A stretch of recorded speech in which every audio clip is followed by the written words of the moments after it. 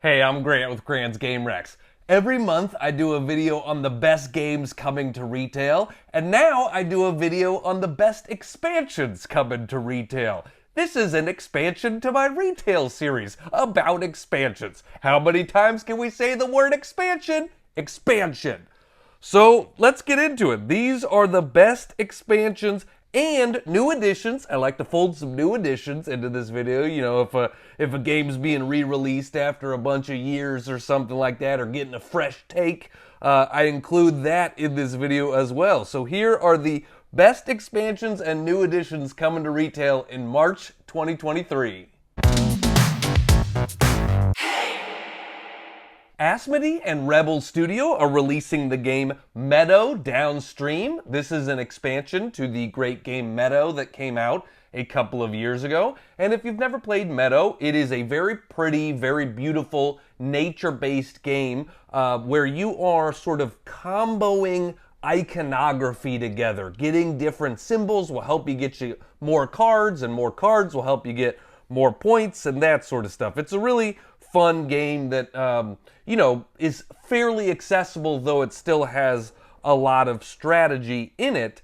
Well, Meadow Downstream adds a few things. One, this adds aquatic environments and species to the game, whereas the main game was all terrestrial animals. This has things like river otters and stuff like that, different aquatic species. There's 80 new cards depicting wildlife living in aquatic environments, and there's also a board with a stream, river on it, and you can move down the river and get benefits along the way. So this is the first expansion to Meadow, so if you're a big fan of Meadow, well, now you got more. Exploding Kittens is releasing the expansion Block Burrito. So this is for their set collection dodgeball party game, Throw Burrito, where you literally, there are squishy burritos and you throw them at other people, and it is very silly and fun. Well, Block Burrito adds inflatable tortilla shields. And yes, that is exactly what you think it is. Inflatable tortilla shields, so you can have a shield to block someone throwing a burrito at you. So if you're a fan of the dodgeball game Throw Burrito, well, now time to block Burrito. Fantasy Flight Games and S.P.D is releasing Arkham Horror: The Forgotten Age campaign expansion. So this is for Arkham Horror the card game, not Arkham Horror the board game, but there's been a lot of content for Arkham Horror the card game over the years, and this is part of that, adding to the Arkham Horror content. So in this one, a renowned historian discovers the ruins of an ancient and forgotten Aztec city. So in the campaign expansion, 1 to 4 investigators join an expedition to explore these ruins, venturing deep into perilous rainforests and forbidden caverns. Ooh, they make it sound intriguing. This expansion combines all of the campaign and scenario content from the original The Forgotten Age cycle, which was the 3rd cycle of expansions for Arkham Horror the card game. So all you need to play this is the Arkham Horror the card game revised core set, and then you can add this into that. So, have fun exploring some ruins. Cosmos is releasing The Adventures of Robin Hood Friar Tuck in Danger expansion. So The Adventures of Robin Hood came out a couple of years ago, and it was a game with a big board, and you could kind of explore anywhere. There was no set paths or routes or anything like that. You would just move your guys along the board, and then there were like an advent calendar almost, where you open up a little window and you get something out of it. It's like a little thing where you pop it open, what am I gonna get? And there was a storybook that really went along with it. Kind of like a full novel, actually, and so you would go to certain sections and read off story elements and things like that. Well, in the Adventures of Robin Hood, Friar Tuck in Danger, there are 4 new tasks awaiting Robin Hood and his companions. So if you've played through all of the content in the base game, now you've got some new tasks to keep yourself interested and motivated. There's unknown warriors attack in the west. Old adversaries become bitter enemies once again. Oh, Friar Tuck will support the heroes with his special abilities. We all love special abilities. Nothing a gamer loves more than special abilities. Let me do something cool that nobody else can do. I want that. Renegade Game Studios is releasing G.I. Joe deck building game New Alliances expansion, and this, while it is an expansion for the G.I. Joe deck building game, it is also a crossover with the Transformers deck building game that they have. Because in the game, the G.I. Joes get a visit from Bumblebee, one of the Autobots, and he warns that their archenemy Cobra has teamed up with their enemy, the Decepticons. So, you know, it's a fun mix of Transformers and G.I. Joe content here.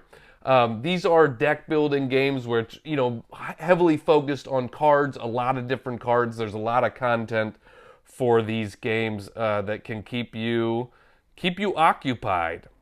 Renegade Game Studios is also releasing an expansion to their Power Rangers deck building game called S.P.D. to the Rescue.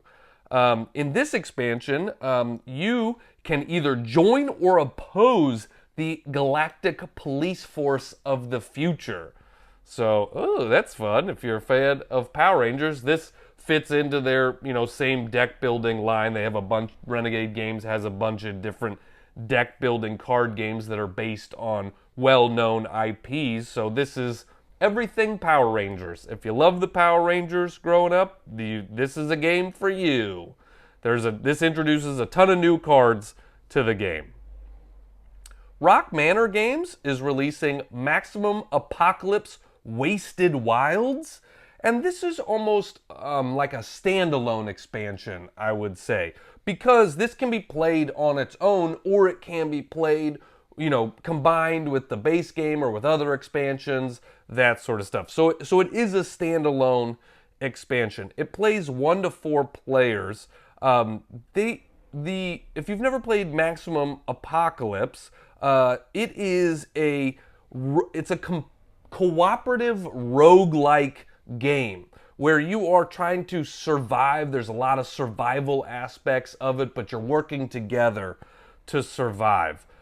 This game, Wasted Wilds, adds 2 new distinct campaigns with a lot of new twists around exposure to the elements and interactions with other survivors. It features 4 new characters, new mechanics, tons of new monsters, and apocalypses to face. So, again, as I mentioned, it can be played standalone, or it can be combined with other Maximum Apocalypse games or expansions to support up to 6 players. So if you want, this one plays 1 to 4 players, but if you combine it with other stuff, you can play as many of 6 players in this cooperative roguelike game, filled with adventure, exploration, survival, and strategic choices. Portal Games, not that long ago, released 11, the Football Manager board game, which is a Euro economic game about being a football manager. And yes, you play matches against other soccer teams, but you also have to buy and trade players. You have to hire employees to run the day-to-day. You have to promote your team. You have to do all the economic things that go into owning a football club. Well, they're releasing 2 expansions for this new game. One is the solo campaign expansion. So in the solo campaign, it adds 8 scenarios that are tied together by an overarching story. So you can play through your football team over multiple different seasons, over multiple different years, and how well do you manage the team? How much success do you have? Because success in 11 doesn't just mean winning trophies. It also means making profits and having a good work culture and that sort of thing. So if you want to play it on your own, here's your opportunity to do that, because it adds 36 solo cards that affect gameplay and your progress in the campaign, as well as 14 new cards for the multiplayer mode. The other expansion that Portal Games is releasing is 11 Stadium expansion. And in this, a lot of soccer stadiums, a lot of stadiums just in general, have a lot of events other than sports, right? They have concerts, they have different things like that. And so in this Stadium expansion, you get to develop your stadium into a cultural center for the whole city. So this is where you're expanding your stadium beyond sports. You're getting new sponsors, you're hiring staff, you're making your stadium a cultural center by doing different things. You have 50 new cards, you have 24 new infrastructure tiles, things like that. So if you want to, be part of things like concerts and national team matches and things like that, you could do it with this expansion. Stonemaier Games is releasing Tapestry, Fantasies, and Futures. This is the third and final expansion to the Tapestries game. Tapestries was a really fun civilization game where there were a ton of different tracks. There were tracks for science and military and exploration and stuff like that. And you had to really decide, do you want to focus on one track and get up to the top? Do you want to get little bits in every different track? And every track you go along gets you different bonuses and benefits and stuff like that. It was a really great civilization game that could be played decently quickly. Some civilization games are like 6-8 hours. This was one you could play in 2 hours. In this third and final expansion, there are 10 new civilizations, and the civilizations get you cool asymmetric abilities and bonuses throughout the game. There are six advanced city capital maps. There are 38 new tapestry cards. One of the cool things, the new sort of mechanisms that it adds into the game, is there are charms on some of the tapestry cards. And charms are one-time bonuses that you get when you play the tapestry card. So you'll get the benefit of whatever the tapestry card says, but then this charm icon will give you a cool special one-time bonus when you play the card. So I love bonuses. It's fun when you combo bonuses together. I hope you can do that in the game. And Fantasies and Futures is fully compatible with any combination of the core game and the other Tapestry expansions. So, that's fun. If you like Tapestry, here is your chance for more. The Stronghold Games is releasing an expansion to Terraforming Mars Ares Expedition. This is called Crisis. So Terraforming Mars Ares Expedition was a mostly card-based version of Terraforming Mars. It came out what did it come out, like a year and a half ago, something like that? And the idea was to make it a little bit more accessible and a little bit easier to get into for gamers than Terraforming Mars. And so, it was much more card-based than the original board game. So this Crisis Expedition actually makes Terraforming Mars a cooperative effort. So you are playing as corporations, just like in the original Ares Expedition, but the difference is that players are working together to keep Mars habitable after a natural disaster has landed the planet in crisis. So every round, a new crisis card will be drawn that will require the players to achieve a certain goal to remove that crisis from play. So you have to work together to make sure you don't all die on Mars. Nobody wants to die on Mars. You see how hard Matt Damon worked to get his way home? He could have just died. He could have just said, well, I had a good run, and then gone out. But he said, no, I'm going to do everything I can to survive in the movie The Martian. And that's what you're doing in the Crisis expansion. You are doing everything you can to work together to survive Mars and keep it habitable.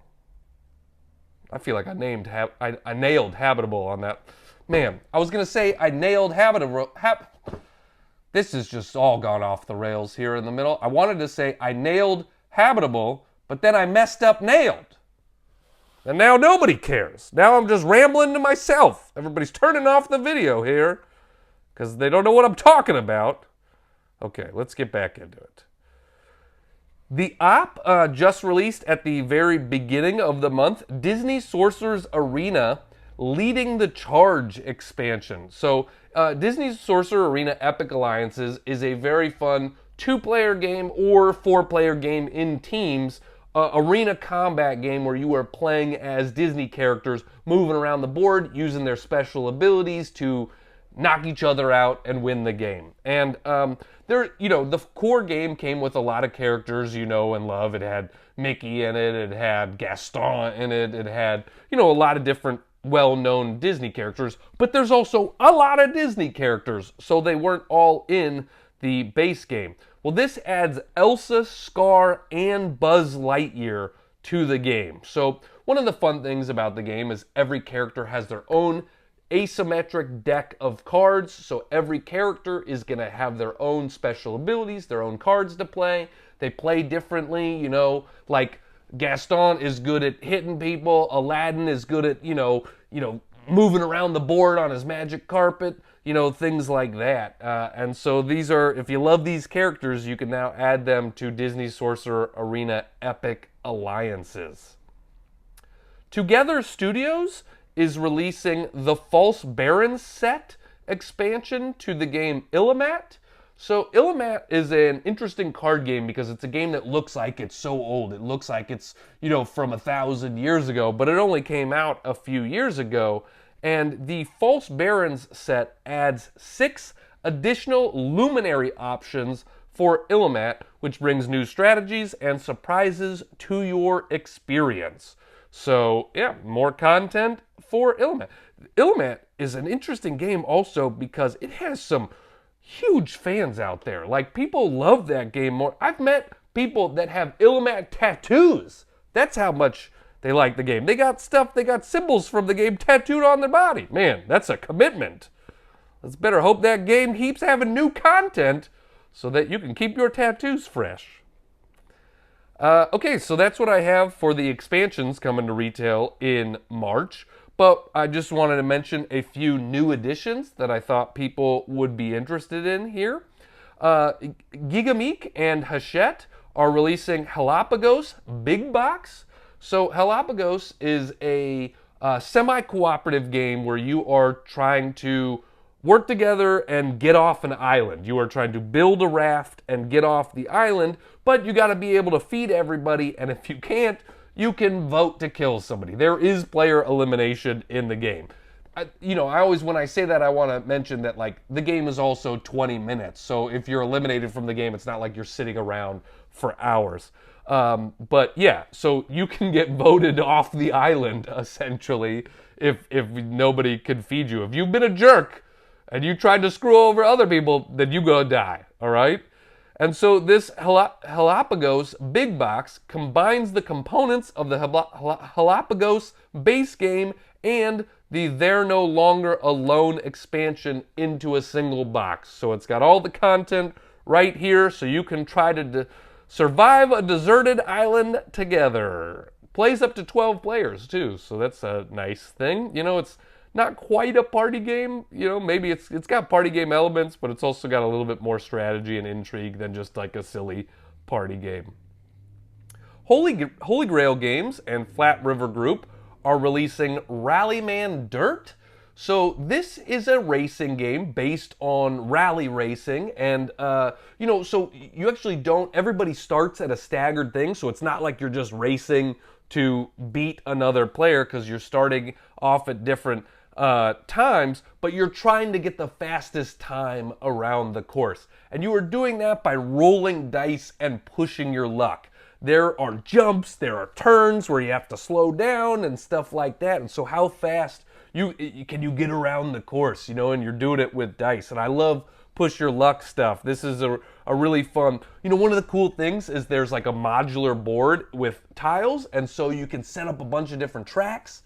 So it feels different every time you play based on your setup. That's pretty fun. And so in the, you know, Rallyman came out in 2009, and its expansion Dirt came out a few years later. Well, this is combining that stuff, and it features gorgeous new artwork, upgraded components, but also includes the classic mechanics from the original game, such as drifting, jumping, cutting corners, stuff like that. So if you want Rallyman with a fun new look to it and new upgraded components, then here is your chance. And if you love racing games, this is definitely a very fun racing game. Plays 1 to 6 players in 45 to 60 minutes. Cosmos has released a lot of versions of Exit the Game, and they have a new one hitting retail in North America this month called The Professor's Last Riddle. These are escape room type of games, so if you're a fan of escape rooms, but you don't want to do it, you know, find a physical one in your area, you can play this card game version, and it is a puzzle game, and you will be destroying components, folding things, ripping things, stuff like that. So it is essentially a one-time use only game, but it's also, you know, fairly inexpensive and small box. So the theme of this one, there's a world-famous professor who recently passed away. He was an archaeologist and loved puzzles, and so you are trying to figure out some of his puzzles while searching his estate to decipher the professor's legacy. So if you're a fan of Exit the Game, now you got some more. The Lookout Games, in association with S.P.D, is releasing Cantaloop Book 3 Against All Odds. So this is the culmination of a trilogy of Cantaloop books, games, you know, book 1, 2, and 3, and this picks up right where book 2 left off. So if you want part 3 of the trilogy, this is another sort of figure out puzzles type of game. This is another, you know, there are a bunch of different tricky puzzles where you can, you know, talk to different characters, solve puzzles, go to different locations in the game, search and collect items, figure out where to use them, combine them with each other.